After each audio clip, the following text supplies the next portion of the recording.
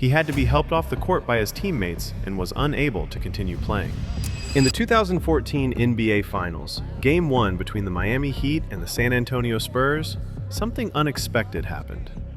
Late in the game, LeBron James suddenly went down with severe muscle cramps. Good crossover by James, and on the landing, immediately cramps up. We've seen him again cramp up before in playoff situations, but it never seemed to be this severe.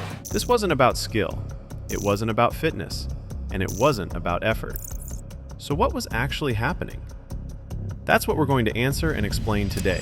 Before we continue, this hydration education series is presented by Dr. Water.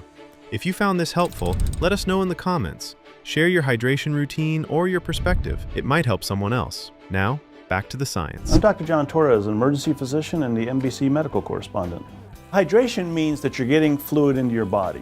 The majority of what we have inside of us is water, and we need that water in order to survive. You have to get that from external sources, meaning you have to drink it. But before we go further, let's step back and look at the bigger question. What would actually happen if you didn't drink enough water? Water isn't just something you drink when you're thirsty. It's one of the most critical components of how your body functions, from your brain to your muscles to your heart and circulation. Within just a few hours of inadequate hydration, blood volume begins to drop slightly. That makes it harder for your body to deliver oxygen and nutrients efficiently. Your brain senses this early.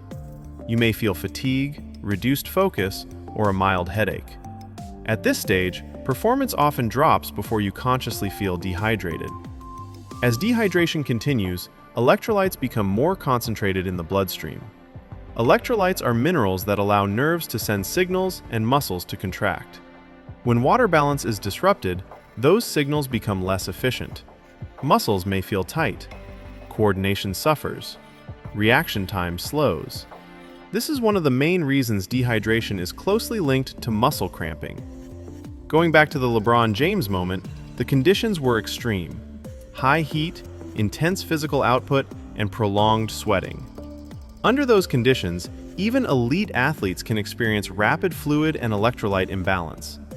That moment was a reminder that hydration isn't optional, even at the highest level of performance. As water loss continues over longer periods, blood volume drops further. The heart has to work harder to circulate blood. Body temperature becomes harder to regulate, increasing the risk of heat stress. Your kidneys respond by conserving water. Urine becomes darker. Waste removal becomes less efficient. Without enough water, cells begin to shrink. In the brain, this can impair cognition and coordination. In muscles, it increases the risk of cramps and injury. In extreme cases, dehydration can become dangerous. Thirst is a useful signal, but it often lags behind actual fluid needs. By the time you feel very thirsty, performance and focus may already be compromised. That's why hydration works best as a habit, not a reaction. Hydration is also about balance. Drinking water doesn't mean flooding the body. Too much plain water without electrolytes, especially during heavy sweating, can also disrupt balance. The goal is steady hydration that supports circulation, temperature control, and cellular function. Hydrogen water doesn't replace hydration basics. Water intake and electrolyte balance always come first.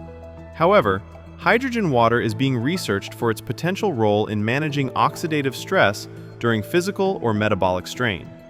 For some people, it may act as a complementary hydration tool, not a substitute. Your body depends on water every minute of every day. Dehydration doesn't just affect thirst, it affects performance, recovery, focus, and resilience. Hydration is one of the simplest variables to control, yet one of the easiest to overlook. Proper water intake and electrolyte balance always come first, especially during physical stress or heavy sweating. Hydrogen water is best thought of as a possible complement to hydration, not a substitute. If this video helped you, like it, share it with someone who might find it useful, and leave a comment with your hydration routine or thoughts. Subscribe for more science-based hydration education from Dr. Water.